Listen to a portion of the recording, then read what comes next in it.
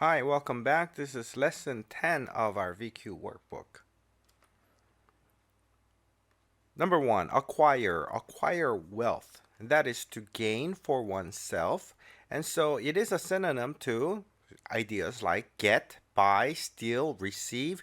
Whenever you get something, you can use the word acquire. So instead of get, you should get in the habit of using acquire whenever you can. Instead of saying he got some money, try saying he acquired some money. So instead of saying he got a degree from Harvard, say he acquired a degree from Harvard. Belie. His size belies his strength. The idea is to contradict or give false impression.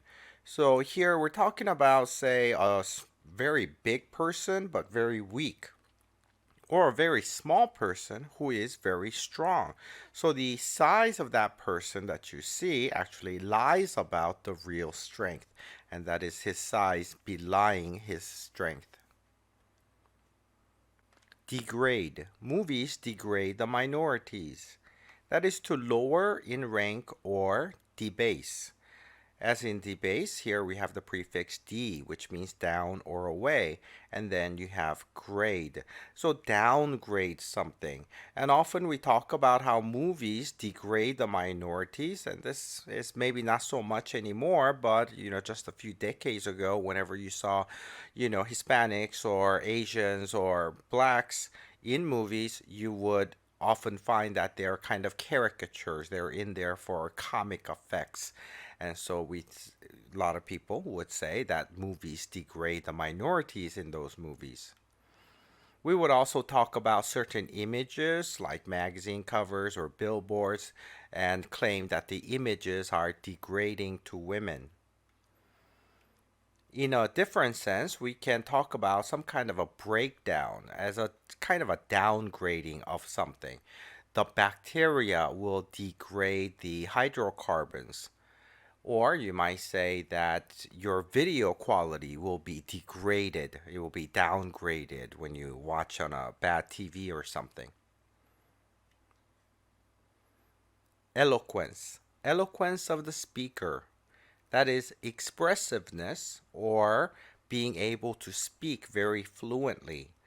E is equal to X, right? That E at the front of a word is usually X, meaning out, and then the root loqua. Loqua is a very common one. You should take note and memorize that, and that is to speak. So, therefore, this is speaking out very well. Generally, we're talking about someone who speaks very impressively. So, presidents are usually very eloquent, of course, or anybody on the news, broadcasters are very eloquent. Foolhardy. Don't be foolhardy. That means rash or bold, and this is just like the word audacious that we have seen earlier. It is being foolishly adventurous, doing things that are just very dangerous, and you're doing it like a fool in a way. So we can have a foolhardy explorer who goes on adventures that are very dangerous, or a foolhardy investor might be someone who takes all his money and invests it in one stock, which is not a good idea. Indifferent. Feel indifferent toward the poor.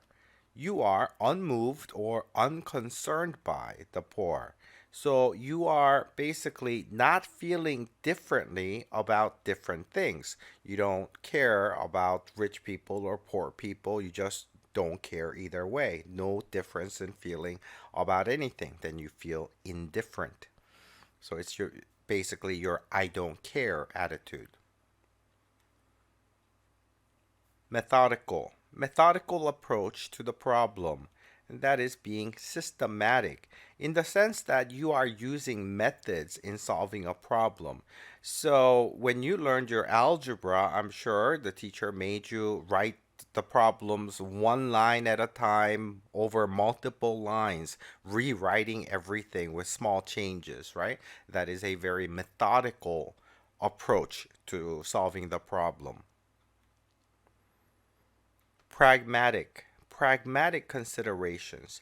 These are practical and useful considerations, things relating to the real world. So, not just in theory, but in relation to the world and how we can actually use those ideas.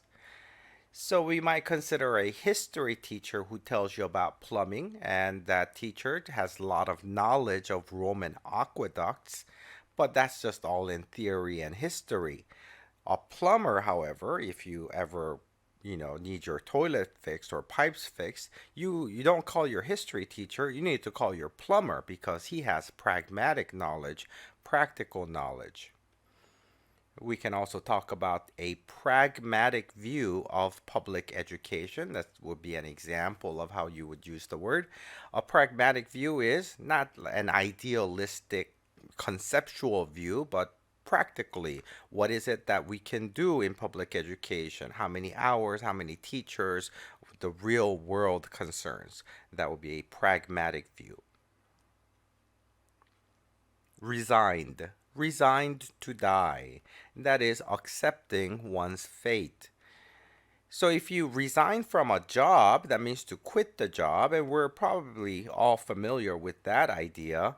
But we also need to know this idea of being resigned to die. So that is like quitting your job, but you're quitting on your life or quitting on whatever it is the situation calls for. If you are resigned, you're pretty much given up and you're not trying anymore.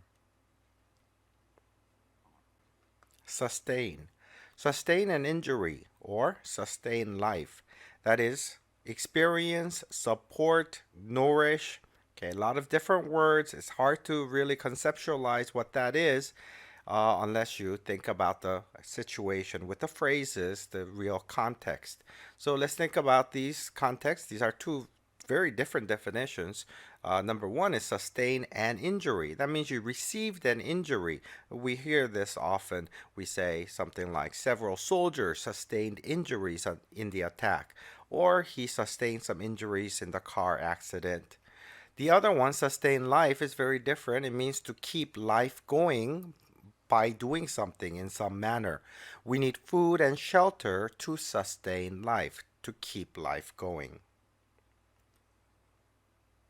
Thanks for watching. That was lesson 10. Now you can go back to your workbook and answer your questions.